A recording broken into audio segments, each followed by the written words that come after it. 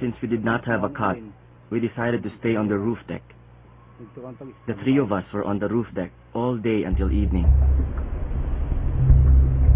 We had just settled in for the night, but after around 5 minutes, we heard a loud sound and felt something bump into us.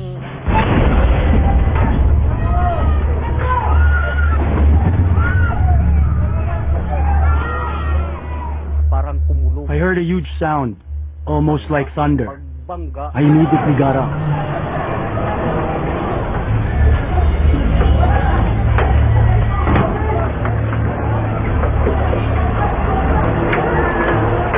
With no sound of alarm and without any warning from the ship's officer and crew, the Dona Paz collided with the MT Vector. The passengers inside the Dona Paz did not know that they had slammed into another ship, and it was no ordinary vessel. The MT Vector was an oil tanker carrying 8,000 barrels of gasoline and kerosene. Its bow had rammed into the port or left side of the Dona Paz, right where the engine room and main switchboard were located. The crash knocked out the engines and caused a short circuit, plunging the Dona Paz into total darkness. Military soldier Lutgardo Nieto was on the upper deck when he heard the crash. It sounded like steel going clang, clang. There was a blackout and all the lights went out. I looked at the right side of the Dona Paz. The tail end of our ship was on fire. Then I heard an explosion coming from the engine room.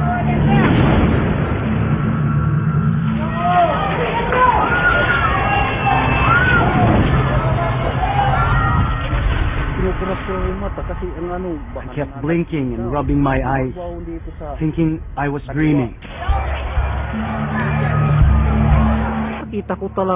I ran to the other side and saw a smaller ship burning. We ran towards the side of the ship to see what was going on. We saw the ship burning.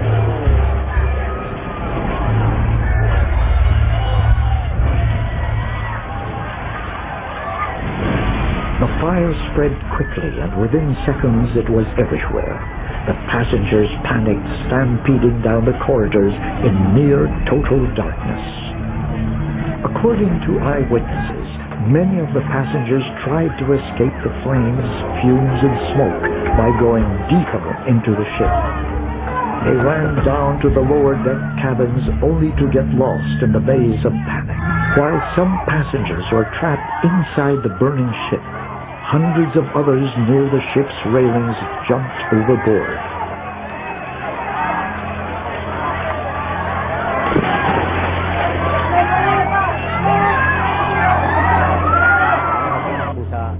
I ran back to my daughter Aludia and told her there's a fire. Aludia slumped to the floor and started crying. I told her to be quiet and we were going to jump overboard. It was too late to get a life jacket. There was too much smoke, which was very black. I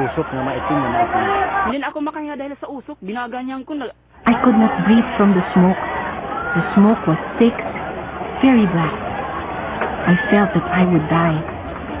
I saw Papa getting ready to jump. I held on to his shoulder.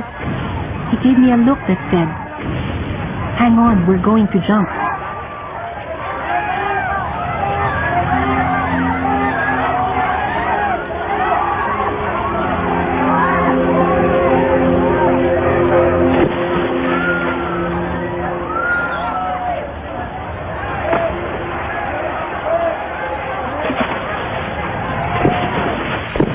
They did not know that the Dona Paz had collided with an oil tanker carrying a deadly cargo of kerosene, diesel, and gasoline, and that the sea they were jumping into was on fire.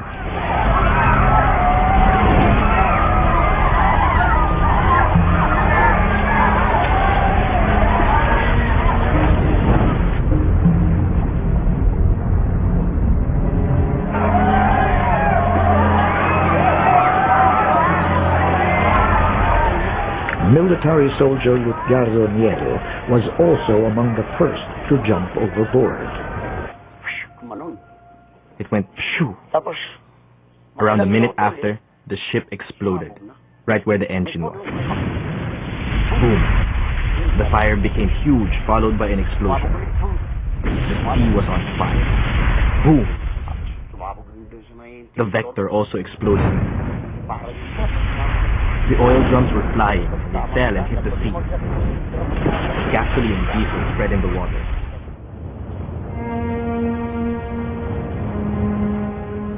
In the days to come, the real horror of the tragedy became clear. It is believed that nearly 4,000 passengers boarded the Dona Paz. Only 24 would survive to tell the tale. And as the search for bodies ended, the demand for answers began.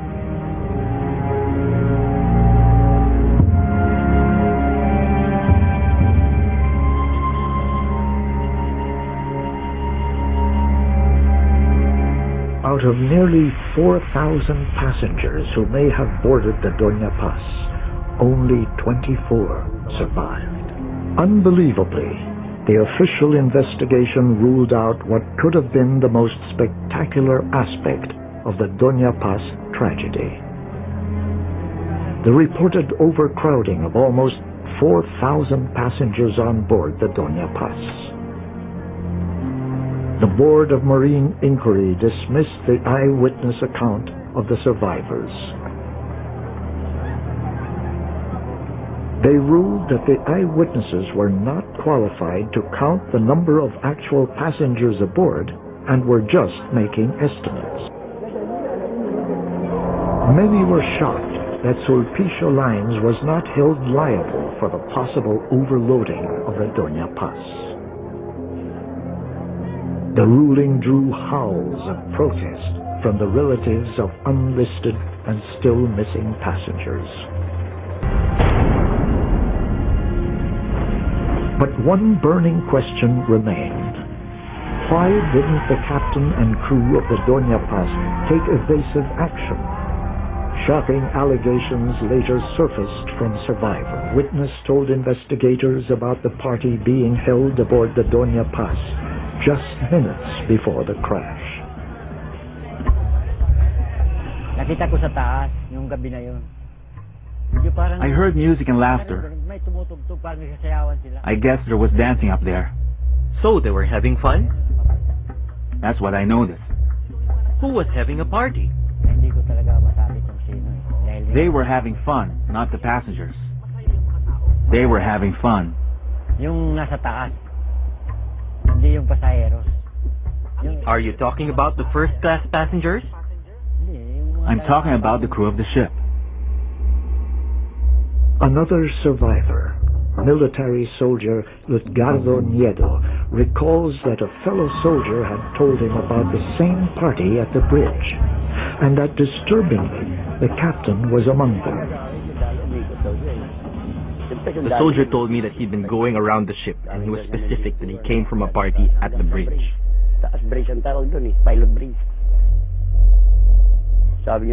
He said, "Do you know that the captain is there at the party?" I thought he meant a military captain. But he said, "No, I mean the captain of the ship. He's at the party." I told him not to mind so much because I'm sure a chief mate relieved the captain. But after a few minutes, we crashed. I thought to myself, what the soldier told me must have been true. Who was manning the bridge when the accident happened? Was it a qualified officer? According to some survivors, an apprentice mate may have been steering the ship.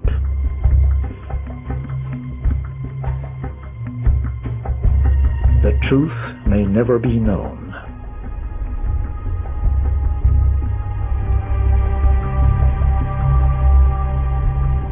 In the years after the Dona Paz tragedy, shipping disasters continued to plague the Philippines.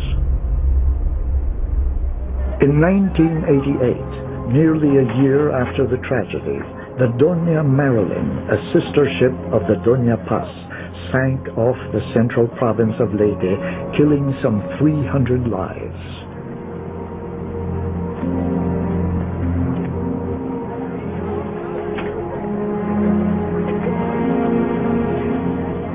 Were no lessons learned from one of the world's worst maritime disasters?